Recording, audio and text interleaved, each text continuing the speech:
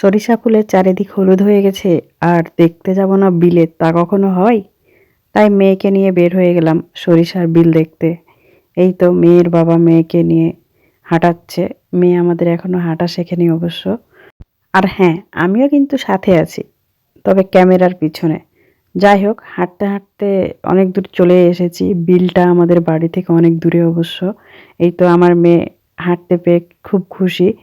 ওই দূরে দেখা যাচ্ছে সরিষার ফুল, কিন্তু এখনও অনেক দূর হাঁটতে হবে। আমি এখনই ক্লান্ত হয়ে গেছি, আমার আর পা চলছে না। যাই হোক, অবশেষে চলে আসলাম।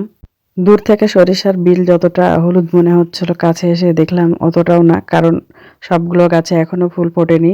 চলে তো আসলাম, কিন্তু সরিষার মধ্যে নামতে ভয় পাচ্ছি, জানি না এগুলো কার। দেখার পরে যদি আবার বকাবকি করে। কিন্তু আমার মেয়ে দেখেন ফুল ছিঁড়তে শুরু করেছে, কোনো মতে তাকে থামতে পারা যাচ্ছে না। এই তো এবার মধ্যে ঢুকে গেছে, ফুল ছিঁড়ছে একটার পর একটা। বেশিক্ষণ তাকে আর সেখানে না রেখে আমরা হচ্ছে যে নিজেরা যে যার মতো দুই একটা ছবি তুললাম। তারপর সেখান থেকে চলে আসতে চাইছি, কারণ পাশে একটা হচ্ছে যে পুকুর আছে, ওই পুকুরটা দেখব। পুকুরটা অনেক সুন্দর। পুকুরের চারদিকে হচ্ছে যে কলা গাছ, পেঁপে গাছ আছে। এই সেই পুকুর।